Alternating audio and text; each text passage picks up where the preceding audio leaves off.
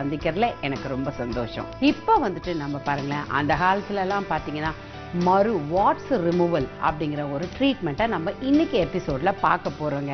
அப்பெல்லாம் பார்த்தீங்கன்னா மரு வந்துட்டாலே அந்த மருவுக்கு வந்துட்டு பாருங்களேன், உங்களுக்கு அந்த குதிரை முடி எடுத்து அதை அந்த மருவில் சுற்றிட்டு அப்படியே விட்டுடுவாங்க, முடி போட்டு விட்டுடுவாங்க.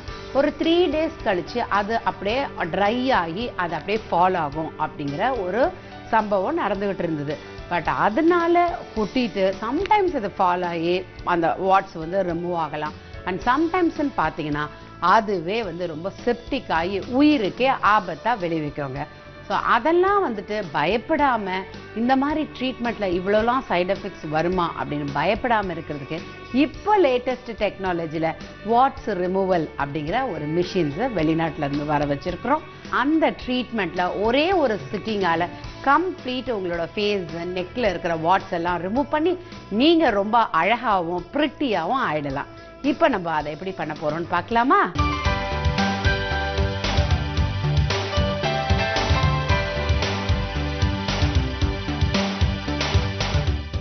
ஸோ ஃபர்ஸ்ட் இந்த நெக் பேச்சஸ் அந்த வாட்ஸ் ரிமூவ் பண்ணுறதுக்கு முன்னாடி கிளென்ஸ் அப்ளை பண்ணுறோம். நல்லா கிளென்ஸ் அப்ளை பண்ணி ஸ்லைட் மசாஜ் கொடுத்துட்டு அதுக்கப்புறம் அதை க்ளீன் பண்ணிவிட்டு அண்ட் தென் உங்களுக்கு அந்த ஆன்டிசெப்டிக் லோஷன் போட்டு நம்ம அதை கிளியர் பண்ணுறோம் ஃபர்ஸ்ட்டு. பிகாஸ் அந்த ஆன்டிசெப்டிக் லோஷன் போடுறதுனால எந்த விதமான ஆன்டி அலர்ஜி எது இருந்தாலும் அதை கண்ட்ரோல் பண்ணிடும்.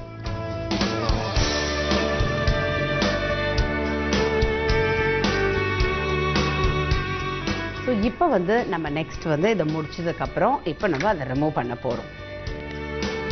ஸோ இந்த மிஷினை நம்ம ஸ்லைட்டாக ஆன் பண்ணிவிட்டு அதில் ஹீட் எனர்ஜின்னு வரும். ஸோ ஸ்லோலி டிபெண்ட்ஸ் அப்பான் அந்த வாட்ஸோட மார்க்கை பார்த்துட்டு அதுக்கு தகுந்த மாதிரி நம்ம ரிமூவ் பண்ணுறோம். இப்போ பாருங்கள், இங்கே இருக்கக்கூடிய ஒரு வாட்ஸ்ன்னு எடுத்துக்கிட்டிங்கன்னா நல்ல பெருசாக இருக்குது பார்த்தீங்களா அவங்களுக்கு நெக்கில். ஸோ இதை இந்த ஆன்டிசெப்டிக் லோஷன் போட்டு ஃபர்ஸ்ட்டு நம்ம எங்கெல்லாம் ரிமூவ் பண்ண போகிறோமோ அதை போட்டுடலாம்.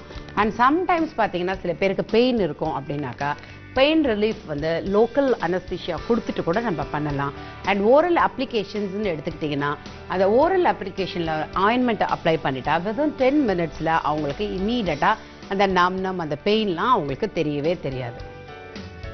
இந்த மாதிரி இந்த வாட்ஸ் இருக்குது இல்லைங்களா, இது எக்ஸ்ட்ரா ஃபேட்ஸ் அப்படின்னு சொல்லுவாங்க. அந்த ஃபேட்ஸை நம்ம சம்டைம்ஸ் வெளியில் வர முடியாத இருக்கிறதுனால அப்படியே அதை அக்யூமுலேட் ஆகிடுது. இப்போ பாருங்கள், இந்த ஹீட் எனர்ஜி கொடுத்துட்டு ஸ்லோலி அதை நம்ம கட் பண்ணுறோம். ஸோ இவங்களுக்கு கொஞ்சம் கஸ்டமரோட பேரபிள் கெப்பாசிட்டிக்கு தகுந்த மாதிரி அந்த ஹீட் எனர்ஜி நம்ம கொடுக்குறோம். இது கொஞ்சம் பெரிய வாட்ஸ் இருக்கிறதுனால அதுக்கு கொஞ்சம் ஹை பவர் நம்ம கொடுக்குறோம். ஸோ ஸ்லோலி இதை 1 by 1 அந்த ரூட்டோடு நம்ம டச் பண்ணி எடுத்துடுறோம். ஸோ இதை நல்லா ஹோல்ட் பண்ணிவிட்டு நம்ம பண்ணணும். இது it's hygiene is very important. அந்த நீடில் ஒருத்தருக்கு யூஸ் பண்ணுற நீடில் கண்டிப்பாக வேறு யாருக்கும் நம்ம யூஸ் பண்ணக்கூடாது. ஸோ கம்ப்ளீட்டாக அந்த ஃபேட்ஸ் எல்லாம் கரைஞ்சி அப்படியே அது ரிமூவ் ஆகுது.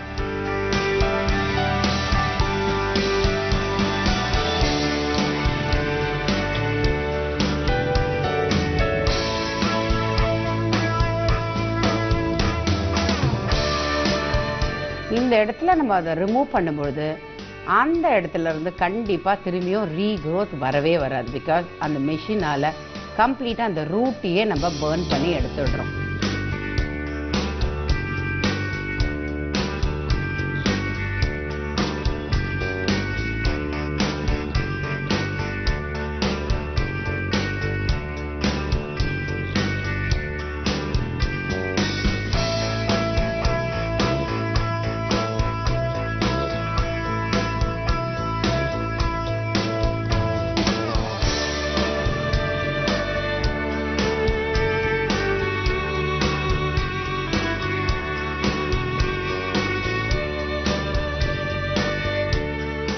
இந்த இடத்துல அந்த வந்த மார்க்கே தெரியாத அளவுக்கு அதை அப்படியே டிமினிஷ் பண்ணி இப்போ பாருங்களேன், இந்த வாட்ஸு இங்கேருந்து நம்ம ரிமூவ் பண்ண உடனே எப்படி இருக்கிற எவ்வளோ ஃபேட்ஸ் இருந்தது எல்லாமே அப்படியே அது அப்படியே மெல்ட் ஆகி கம்ப்ளீட்டாக இது ரிமூவ் ஆகிடுச்சு.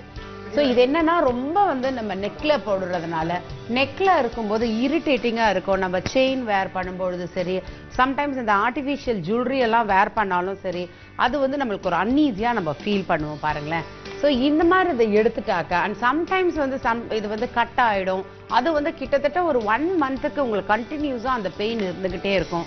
அதனால ஃபீவரிஷ் எல்லாம் வரும். பட் இந்த மாதிரி ரிமூவ் பண்ணும்பொழுது இந்த மிஷினால் கம்ப்ளீட்டாக உங்களுக்கு எந்த விதமான ஹெல்த்துக்கும் பாதிப்பு ஏற்படாதுங்க. இதை பாருங்க, இந்த மாதிரி ஒவ்வொரு வாட்ஸும் நம்ம இதில் ரிமூவ் பண்ணுறோம். இப்படியே அடுத்து இங்கே இருக்குது பார்த்தீங்களா, அதை நம்ம ரிமூவ் பண்ணலாம். வாட்ஸ்லேயே 2 விதமான வாட்ஸ் இருக்குங்க. ஒன்று வந்துட்டு இந்த மாதிரி பெருசாக வளர்ந்தாக்கா அது பேர் வாட்ஸ் அப்படின்னு சொல்லுவாங்க.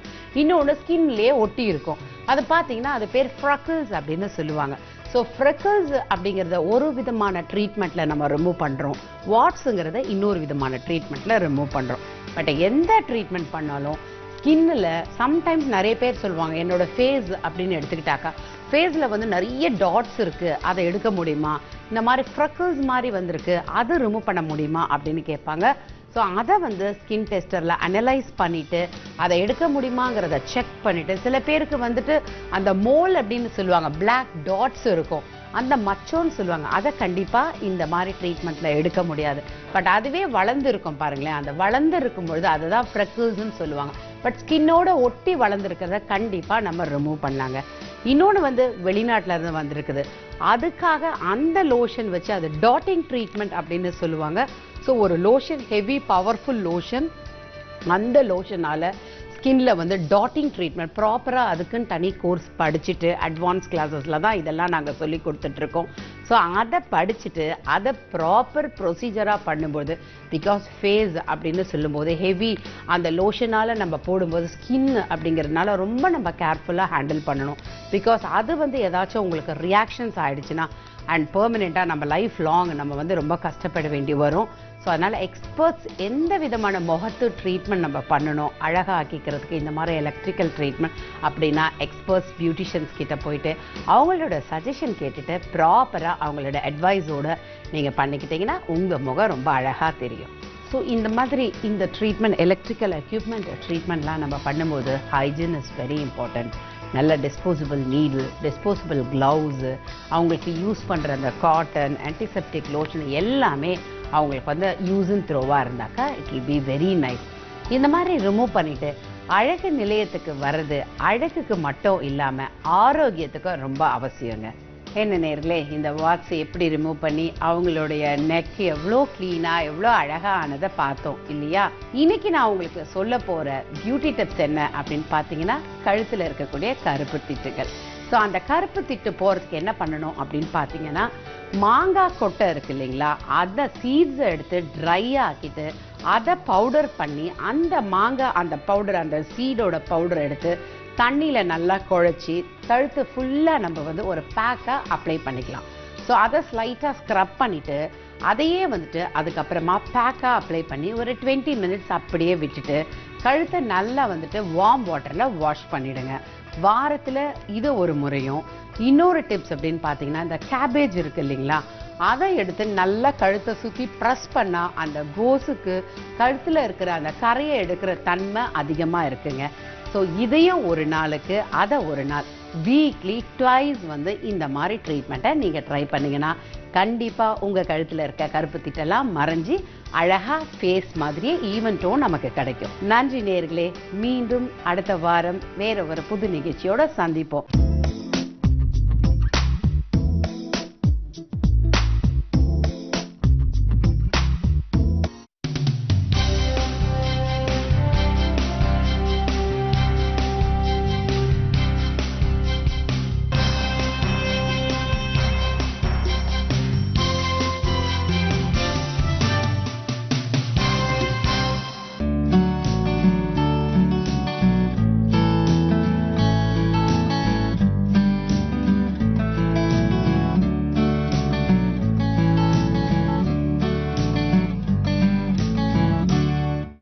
கலைஞர் டிவி வியூவர்ஸுக்கு வணக்கம்.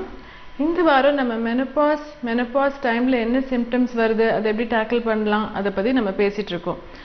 மெனபாஸ்ன்றது நம்ம எப்போ சொல்வோம்னா அந்த பீரியட்ஸ் கம்ப்ளீட்டாக நிற்க போகிற டைமில் வந்து என்னென்னலாம் சேஞ்சஸ் வருது, இந்த டைமில் வர சிம்டம்ஸ் தான் வந்து நம்ம மெனபாசல் சிம்டம்ஸ் அப்படின்னு சொல்லுவோம்.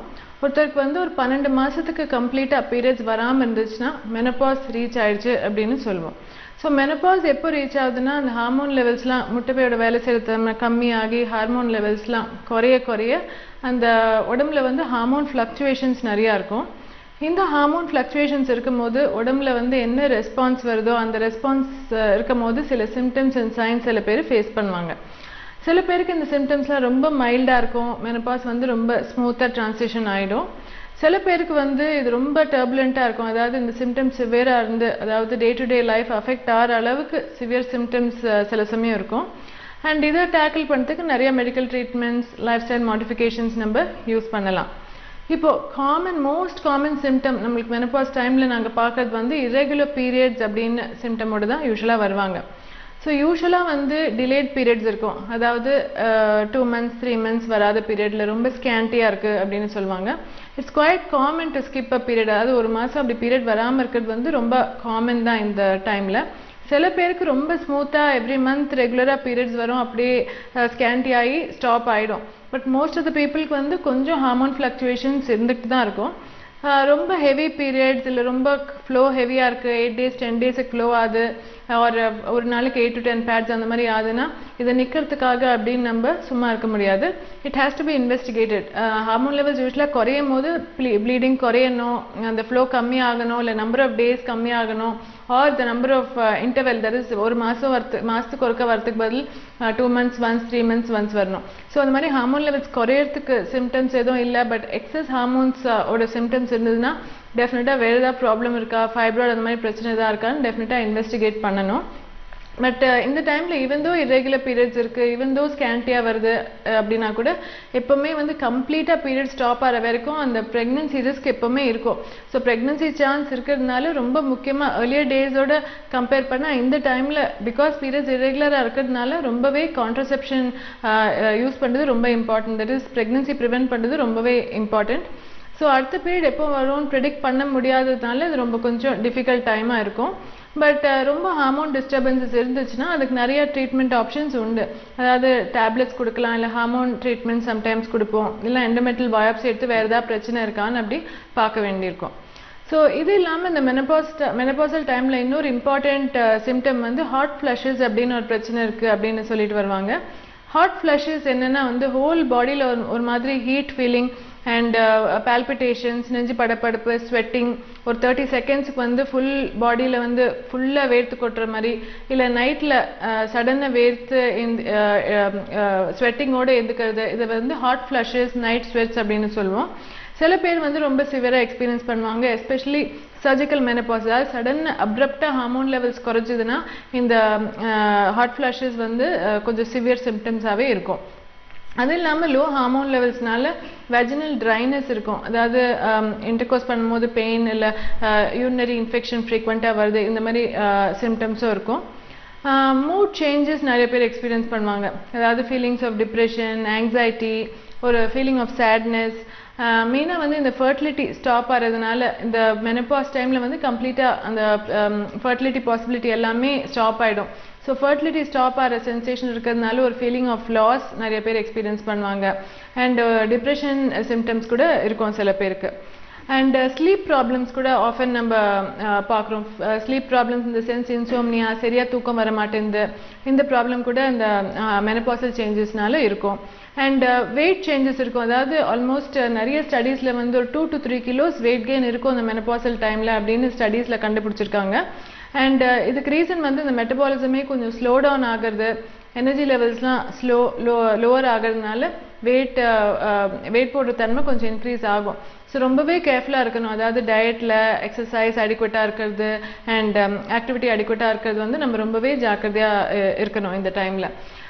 சம்டைம்ஸ் வந்து feelings of tiredness, exhaustion, fatigue and also வந்து skin dryness, thinning of hair, இந்த சிம்டம்ஸ்லாம் கூட இந்த மெனபாசல் டைமில் இருக்கும்.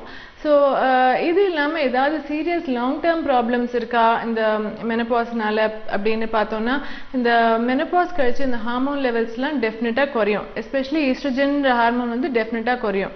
ஸோ போஸ்ட் மெனபாசல் டைமில் இந்த ஈஸ்ட்ரோஜன் லெவல்ஸ்லாம் குறைஞ்சதுக்கப்புறம் ஏதாவது சீரியஸ் சைடு எஃபெக்ட்ஸ் இருக்குமா அப்படின்னு நம்ம பார்த்தோம்னா, கார்டியோவாஸ்குலர் டிசீஸோட ரிஸ்க் வந்து அதிகமாகும். அதாவது heart disease and cholesterol levels வந்து டெஃபினட்டாக அதிகமாக இருக்கும். யங்கர் விமனில் வந்து ஈஸ்ட்ரோஜன் லெவல்ஸ் அதிகமாக இருக்கிறதுனால they are protected from heart disease, protected from high cholesterol levels. And hormone levels குறைய post menopausal womenல heart disease possibility, cardiovascular disease possibility increase ஆகும். So ரொம்ப முக்கியமாக blood pressure நிச்சயமாக செக் பண்ணிக்கணும், கொலஸ்ட்ரால் லெவல்ஸ் அடிக்வெட்டாக இருக்கான்னு கண்டிப்பாக செக் பண்ணிக்கணும். ஸோ அப்படி அப்நார்மலாக இருந்ததுன்னா நிச்சயமாக ட்ரீட்மெண்ட் பண்ணி லெவல்ஸ் நார்மலைஸ் பண்ணுறது ரொம்பவே important. Other than heart disease, another important problem in the post-menopausal womenல வந்து osteoporosis-னு ஒரு condition. ஸோ ஆஸ்டியோபொரோசிஸ்னா என்னென்னா, அந்த போன்ஸ் எல்லாம் வீக் ஆகிறதுனால, போன்ஸ் எல்லாம் தின் ஆகிறதுனால அந்த ஃப்ராக்சர் பாசிபிலிட்டி இன்க்ரீஸ் ஆகும். இந்த ஈஸ்ட்ரோடியோல்ன்ற ஹார்மோன் வந்து போன்ஸ் எல்லாம் போன் ஸ்ட்ரென்த் மெயின்டைன் பண்ணுறதுக்கு, போன் ஹெல்த் மெயின்டைன் பண்ணுறதுக்கு ரொம்ப important hormone. So estradiol levels வந்து ஏஜ் ஆக ட்ராப் ஆகும்போது அந்த போன்ஸ் எல்லாம் வீக் ஆகி இந்த பாசிபிலிட்டி ஆஃப் ஃப்ராக்சர் இன்க்ரீஸ் ஆகும்.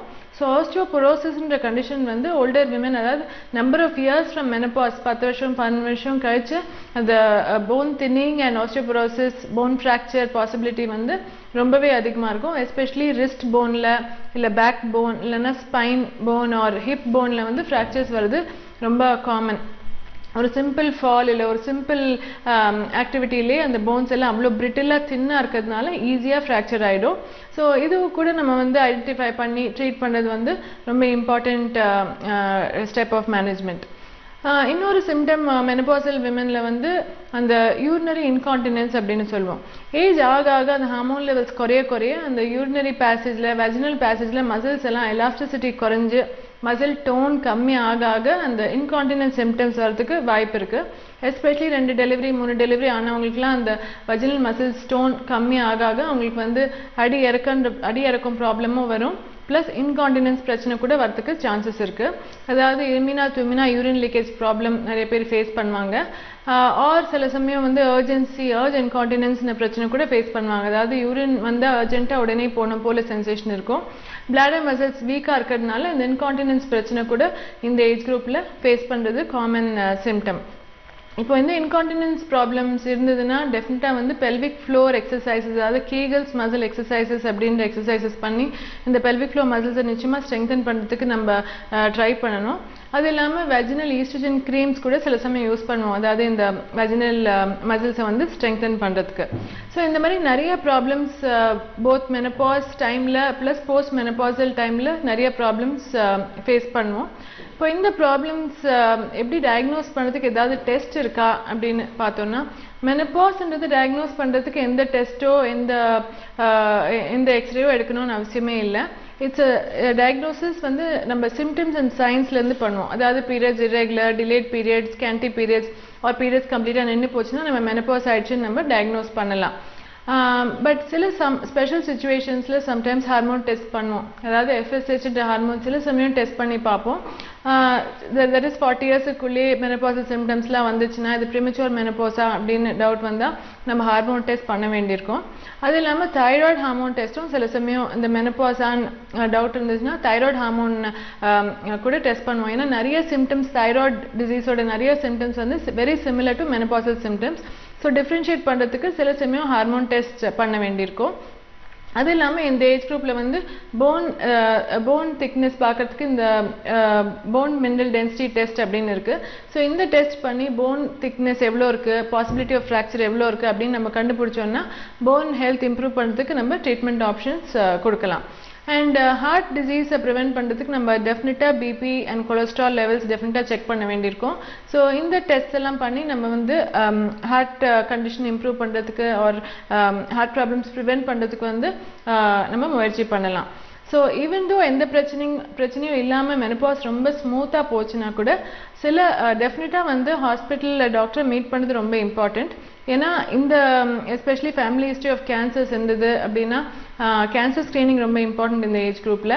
கொலோனோஸ்கோப்பி இல்லை மெமோகிராம் டெஸ்ட் பண்ணிக்கணும். அது இல்லாமல் பிரெஸ்ட் எக்ஸாம், பெல்விக் எக்ஸாம் இதெல்லாம் கூட பண்ணிக்கிறது ரொம்ப இம்பார்ட்டண்ட். ஸோ நம்ம ப்ரிவென்டிவ் கேர் எடுத்தோம்னா இந்த போஸ்ட் மெனபாசல் ப்ராப்ளம்ஸ்லாம் நம்ம ப்ரிவென்ட் பண்ணி போஸ்ட் மெனபாசல் ஹெல்த்தை இம்ப்ரூவ் பண்ணுறதுக்கு நிறைய சான்சஸ் இருக்குது.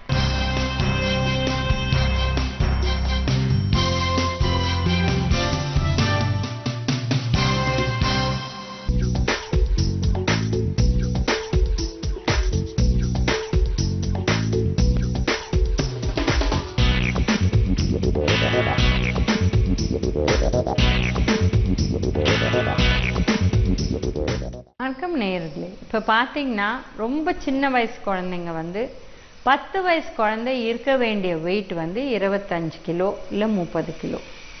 இப்போ நாங்கள்லாம் பார்க்குற கிளையண்ட்ஸோட வெயிட் பார்த்தீங்கன்னா 60லேருந்து 80 கிலோ இருக்காங்க 10 வயசுலே.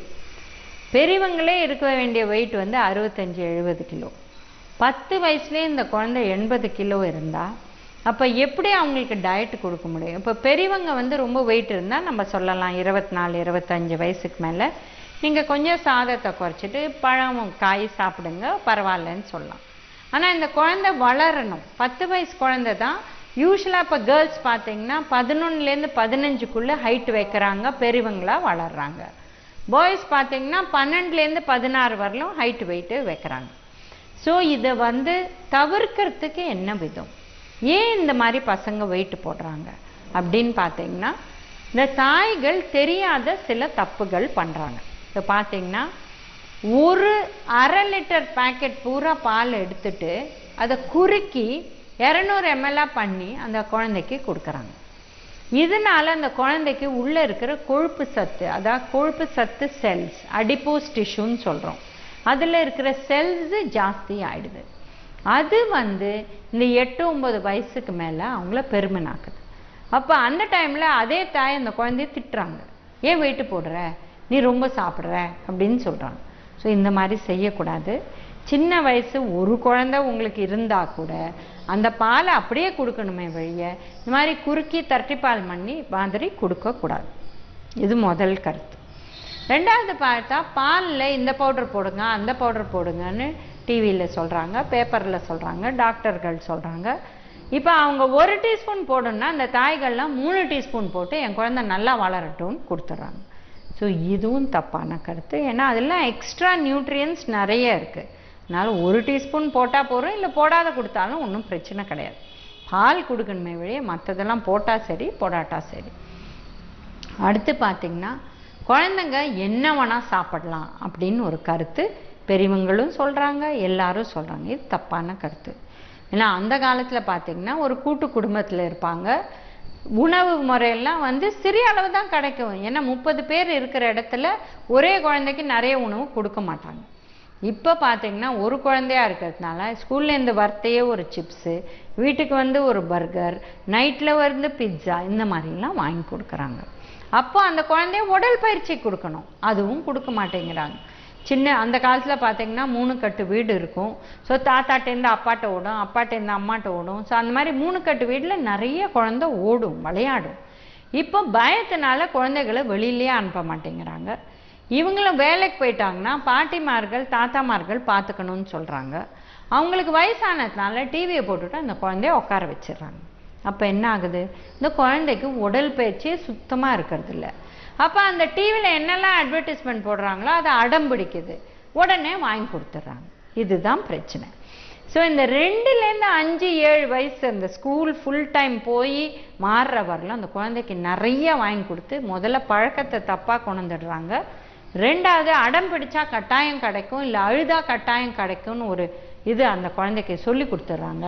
ஸோ அந்த குழந்தை என்ன பண்ணுதுன்னா ரெகுலர் உணவை சாப்பிடாத வேஸ்ட் பண்ணி டப்பாவை கொண்டு வந்துட்டு ஒரு 6 மணிக்கு பயங்கரமாக அழுவுது, உடனே இந்த மாதிரி உணவெல்லாம் வாங்கி கொடுத்துட்றாங்க. ஒரு பிட்ஸா, சின்ன பிட்ஸா, நம்ம வெளியில் இந்த ரெகுலர் சைஸ்ன்னு சொல்கிறோம் 4 ஸ்லைஸ் இருக்கிற பிட்ஸா 200லேருந்து 400 கேலரி வரலும் ஒரு ஸ்லைஸில் இருக்குது. அதுலேயே நம்ம இன்னும் சீஸ், எக்ஸ்ட்ரா சீஸ் இல்லை எக்ஸ்ட்ரா அதுலேயே சிக்கன் என்னெல்லாமோ போட்டு வாங்கினோம்னா 600 கேலரி வரலும் போகக்கூடிய வாய்ப்பு இருக்குது. 2 சாப்பிட்டா கூட அந்த குழந்தை காலையிலேருந்து நைட்டு வரலும் சாப்பிட வேண்டிய கேலரி வெறும் 2 ஸ்லைஸ் பிட்ஸாவில் வருது. இது வாரத்தில் ஒரு நாள் இல்லை 10 நாளைக்கு ஒரு நாள்னா பிரச்சனை இல்லை. இன்னைக்கு பிட்சானா நாளைக்கு பர்கர், நாளான்னைக்கு ஃப்ரெஞ்ச் ஃப்ரை, எல்லாமே ஹை கேலரி ஃபுட்ஸ். இது இல்லையா பேஸ்ட்ரி, ஒரு கை அளவு இவ்வளோ பெரிய பேஸ்ட்ரி 3 லேயர் ஒரு குழந்தைக்கு வாங்கி தராங்க. இந்த மாதிரி பண்ணிவிட்டு அப்புறம் ஏன் என் குழந்தை குண்டாகுதுன்னு அந்த குழந்தையே திட்டுறாங்க. ஸோ அதனால் நம்ம உணவுகளை நம்ம வீட்டில் நம்ம என்ன செஞ்சு சாப்பிட்றோமோ இல்லை வம்சவாழியாக சாப்பிட்ருக்கோமோ அதை கொடுத்தோன்னா குழந்தைகளுக்கு ஹெல்த் இருக்கும். இந்த மாதிரி அனாவசியமாக கொழுப்பு சத்து போட்டு வெயிட்டு போட்டு அந்த குழந்தைங்க அசிங்கமாக அவங்களே ஒரு 12 வயசு ஆனால் ஸ்கூலுக்கு போகவே வெக்கப்படுறாங்க. அந்த மாதிரி இல்லாத தவிர்க்கலாம், ஹெல்த்தியாக இருக்கலாம்.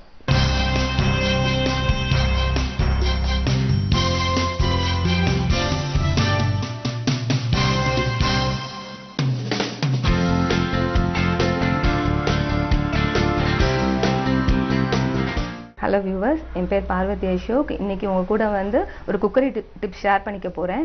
நம்ம ரெகுலராக வாரத்துக்கு 2-3 தடவையாவது எல்லார் வீட்லேயும் சாம்பார் பண்ணிவிடுவோம். ஆனால் அந்த சாம்பார் நல்ல வாசமாக நல்ல டேஸ்ட்டாக வரதுக்கு தான் ஒரு டிப்ஸ் சொல்ல போகிறேன். நம்ம சாம்பார் யூஸ்வலாக வேக வைக்கும் போது வந்து மஞ்சள் பொடியும் பெருங்காய பொடி போட்டு வேக வைப்போம். அதோடையே சேர்த்து 1 ஸ்பூன் வெந்தயம் அதை போட்டு வேக வச்சிங்கன்னா அந்த வாசம் வந்து ரொம்ப நல்லா இருக்கும். டேஸ்ட்டுமே சாம்பாரோட டேஸ்ட்டுமே ரொம்ப நல்லா இருக்கும். எல்லாருமே நீங்கள் ட்ரை பண்ணி பார்ப்பீங்கன்னு நினைக்கிறேன்.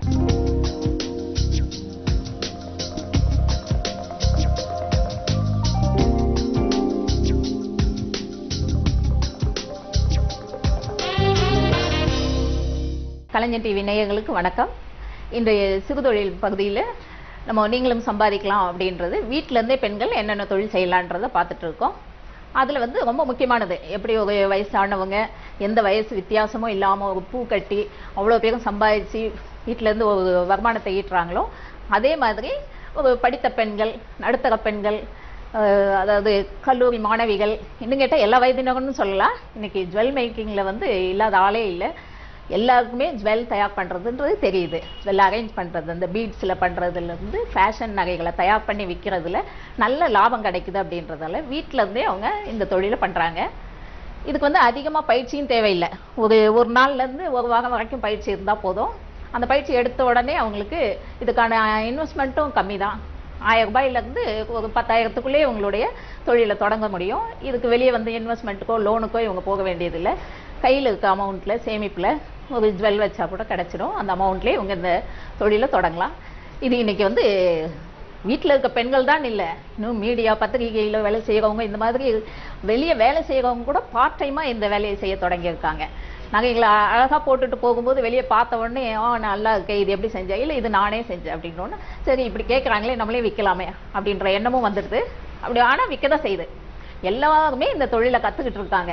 முக்கால்வாசி பேர் சிட்டிலெல்லாம் தெரிஞ்சு வச்சுருக்காங்க. இருந்தாலும் எல்லாருக்குமே விற்க தான் செய்யுது. நாங்களும் சொல்லுவோம், என்ன எங்கே பார்த்தாலும் ஃபேஷன் நகைகள், ஒரு ஸ்டால் போட்டாலும் மொத்தமாக அங்கே, ஆனால் கூட்டம்லாம் அங்கே தான் இருக்குது. அந்த அளவுக்கு போகுது. இதை சரியாக பயன்படுத்திக்கிட்ட ஒரு தன்னம்பிக்கையோடு இருக்க ஒரு சொப்னா என்ற பெண் நம்மக்கிட்ட வந்திருக்காங்க. இவங்க நம்மளுடைய சங்கத்தின் உறுப்பினர் தான். கடந்த 5 வருடமாக இந்த தொழிலை பண்ணிட்டு இருக்காங்க. ஒரு போட்டிக்காக இவங்க இதை கற்றுட்டு இருந்திருக்காங்க.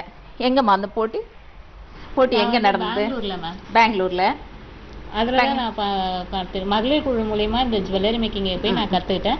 கத்துறதுக்கு அப்புறம் பெங்களூர்ல போயிட்டு நான் ஒரு 20 பீப்புள்ஸ் கிட்ட கலந்துட்டாங்க. அதுல நான் தான் ஃபர்ஸ்ட் கோல்டு மெடல். அந்த காம்படிஷனுக்காக நீங்க வேகமா கத்துட்டு போனீங்க? ஆமா, ஒரு நாள்ல கத்துட்டு போனேன். ஒரே நாள்? அப்பா இது ரொம்ப ஆச்சரியம் இல்ல. நான் கூட ஒரு வாரம் 10 நாள் கூட எடுத்துக்கலான்னு, ஆனா ஒரே நாள்ல கத்துக்கிட்டு போட்டியிலேயே வெற்றி பெற்று வந்திருக்காங்க, கோல்டு மெடல். Yes ma'am. அது வெரி குட், வெரி குட். இது ரொம்ப ஆச்சரியப்பட வைக்கிறது. அதோட இதுக்கெல்லாம் காரணம் தன்னம்பிக்கை தான். ரொம்ப முக்கியம். எந்த தொழில் தொடங்கினாலும் தனக்கு ஒரு தன்னம்பிக்கை வேணும். இன்னும் பெண்கள் வந்து எங்ககிட்ட கேட்கும்போது, ஐயோ நான் வீட்டில் இருக்கேன், வெளியே வந்தே பழக்கம் இல்லை. இதில் குறிப்பாக என்னென்னா ரொம்ப ஆச்சரியம், சென்னை வாசிகளே, சென்னையில் இருக்க பெண்கள் அதிகப்படியாக வெளியே வரதே இல்லை. அவங்களுடைய டைமை வந்து ஃபுல்லாக ஸ்கூலுக்கு போகிறது, பிள்ளைங்களை விடுறது, அவங்களுக்கு சாப்பாடு கட்டிட்டு போகிறது, கொடுக்கறது, ஈவினிங் கூட்டிகிட்டு வர்றது, இப்படி தங்களுடைய அதாவது உழைப்பு எல்லாம் திறன் எல்லாமே வீணாயிட்டு போகுது. அந்த அளவுக்கு அவங்களுடைய திறனை பயன்படுத்துகிற மாதிரி அரசாங்கம் கூட முயற்சிகள் எடுக்கலாம். இவங்களுக்கெல்லாம் வந்து ஒரு வீட்டு தோட்டம் பண்ணுற மாதிரி கூட பண்ணி வீட்டில் கண்டிப்பாக வீட்டில் இருக்க பெண்கள் எல்லாம் ஒரு வீட்டு தோட்டம் பண்ணணும், வீட்டிலே காய்கறிகள் இல்லை கனிகள் இதெல்லாம் வந்து உற்பத்தி பண்ணணும் அப்படின்ற மாதிரி ஒரு கட்டாயம் வந்துச்சுன்னா எல்லாருமே செய்ய வைக்கலாம். அதில் வந்து இப்போ நம்ம ஃபேஷன் நகைகளை பற்றி பார்த்துட்டு இருக்கோம். அதில் ஸ்வப்னா தன்னம்பிக்கையோட எப்படி வந்துட்டு இருக்காங்கன்றதையும் நம்ம பார்த்து அவங்க பேச பேச உங்களுக்கு தெரியும் இன்னும் எவ்வளவு ஆச்சரியமான விஷயங்கள் இருக்குன்னு. அப்புறம் சொன்னா உங்க வீட்டில் எத்தனை பேர்? எங்க வீட்ல பாத்தீங்கன்னா மொத்தம் 5 பேர் மேம். எனக்கு அம்மா அப்பா 2 அண்ணா. ஆனா இதுல நீங்க சொல்லியிருக்கீங்க உங்களுடைய வருமானம் தான் வீட்டுல வந்து பெரும்பகுதியான செலவுகளை ஈட்டுது, சரி பண்ணுது அப்படின்றது. இதுல வந்து உங்க அப்பாவு வேற டயாலிசிஸ் பேஷண்ட், அவங்களுக்கும் உங்களுடைய வருமானம் தான் உதவிகரமா இருக்குது.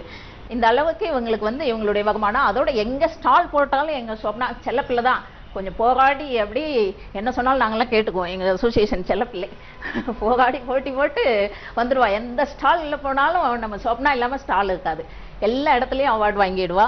அந்த அளவுக்கு அவளுடைய விற்பனையும் அமோகமாக இருக்கும். அவள் தயாரிப்பும் ஆளுங்களுக்கு ஏற்ற மாதிரி கரெக்டாக பண்ணுவாங்க. அவங்க இப்படி விரும்புகிறாங்க, இந்த எந்த இடத்துக்கு ஸ்டால் போடுறோம் அதெல்லாம் ரொம்ப கவனித்து வச்சுருப்போம் உன்னிப்பாக. காலேஜில் போடுறோமா அந்த கேர்ள்ஸுக்கு ஏற்ற மாதிரி, ஒரு அப்பார்ட்மெண்ட்டில் போடுறோமா அதுக்கேற்ற மாதிரி போட்டு வருவா. இல்லை ஒரு கிரவுண்டில் ஒரு கம்யூனிட்டி ஹாலில் போடுறோமா அதுக்கேற்ற மாதிரி ஜுவல்லை இந்த மாதிரி தயார் பண்ணிடுவாங்க. அதனால் இவங்ககிட்ட ரொம்ப கூட்டம் வச்சிட்டு இருக்கோம். எத்தனை ஜுவல்லரி ஷாப் போட்டால் எனக்கு என்ன, என்னுடைய பொருள் விற்கும் அப்படின்னு ரொம்ப தன்னம்பிக்கையாக இருக்காங்க. அவங்க இப்போ தயார் பண்ணி வச்சிருக்க பொருளை நம்ம பார்க்கலாம்.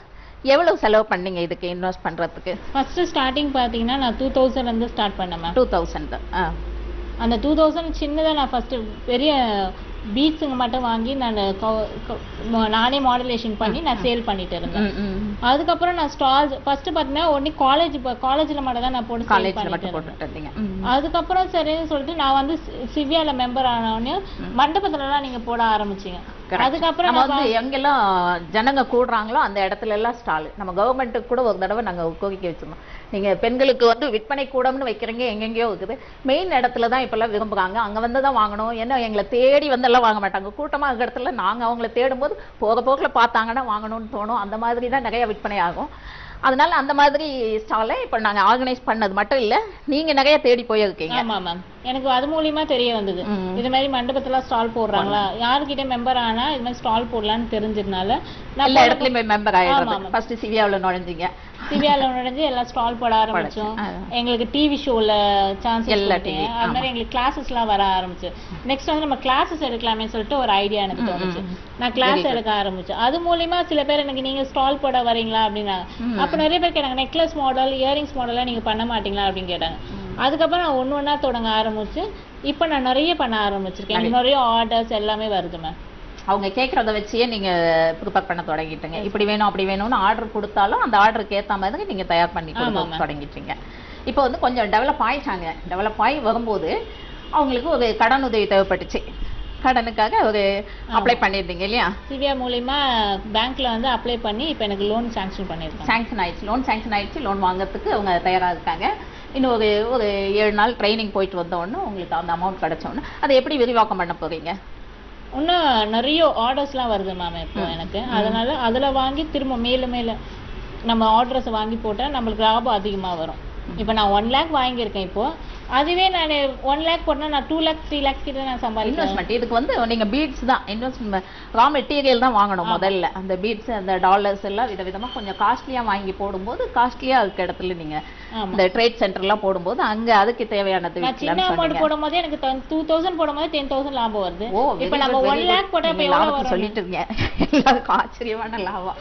ஓகே, இப்போ 1 lakh நம்ம வாங்கி போட்டா எவ்வளவு சேல் ஆகும் சொல்லிட்டு ஒரு டார்கெட் வச்சு இப்போ நான் 1 lakh வாங்கி. Very good. அவன் நினைச்சதை சாதிக்கிறாள் தான் அவன். இது மட்டும் இல்லை, சர்வீஸும் நல்லா பண்ணிட்டு இருக்கோம்.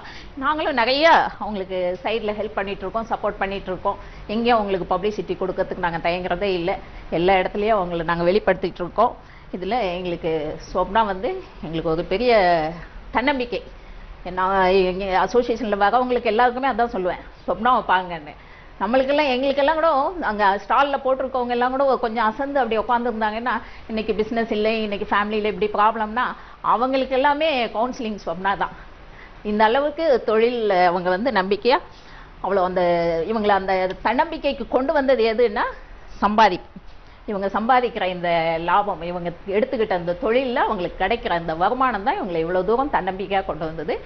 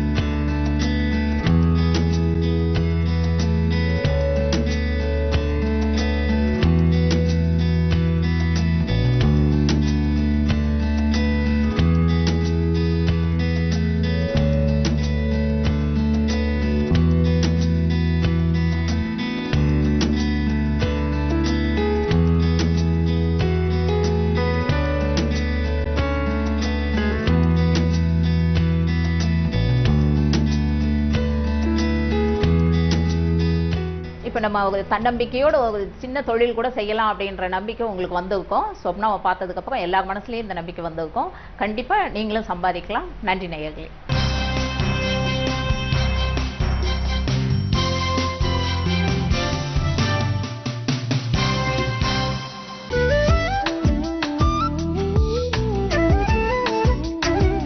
வணக்கம். இது சிவகாமி அருணனின் கவிதை பூந்தோட்டம். உலா வருவோம் வாருங்கள்.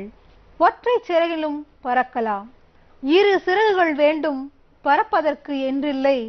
ஒற்றை சிறகும் போதும் சிரமமின்றி பறக்கலாம். நம்பிக்கை ஒன்றை இரு சிறகுகளாய் கொண்டால் சிறகுகள் இன்றியும் பறக்கலாம்.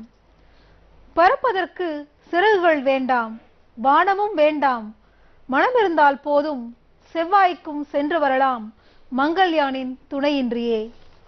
ஒற்றை சிறகிலும் பறக்கலாம், ஒற்றை சிறகிலும் பறக்கலாம், கற்றை நெருப்பையும் கடக்கலாம்.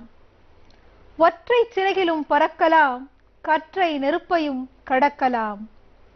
உற்ற துணையாய் நம்பிக்கை பெற்றுவிடின் வெற்றி உன் கைவரும். ஊர்கோடியில் ஒரு மூலையில் உதிக்கின்ற சூரியன் இவ்வேளையில் உன் கண்களில் உதிக்கட்டும். ஊர்கோடியில் ஒரு மூலையில் உதிக்கின்ற சூரியன் இவ்வேளையில் உன் கண்களில் உதிக்கட்டும். போர் என்றதும் வாழ் ஏந்தியே உன் கைகள் சுழலட்டும். நேர் சென்றிட தடை வந்திடும் புறப்படு, உன் கால்களில் ஊர் வந்து வணங்கிடும். நேர் சென்றிட தடை வந்திடும் புறப்படு, உன் கால்களில் ஊர் வந்து வணங்கிடும். பொய் சொல்லியே வாகை சூட எண்ணாதே, மெய் சொல்வதால் சிறகுகள் வெட்டுண்டாலும் கலங்காதே. பொய் சொல்லியே வாகை சூடிட எண்ணாதே, மெய் சொல்வதால் சிறகுகள் வெட்டுண்டாலும் கலங்காதே.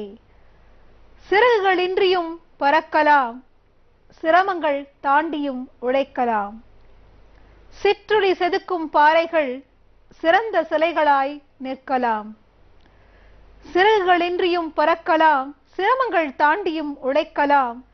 சிற்றுளி செதுக்கும் பாறைகள் சிறந்த சிலைகளாய் நிற்கலாம். உயிர் மறைந்திடும், உடல் சிதைந்திடும், புகழழியா வாழ்க்கை கொள்ள இலக்கு நோக்கி புறப்படு. உயிர் மறைந்திடும், உடல் சிதைந்திடும், புகழறியா வாழ்க்கை கொள்ள இலக்கு நோக்கி புறப்படு. ஊர் உறங்கும் வேளையிலும் உழைத்திடு.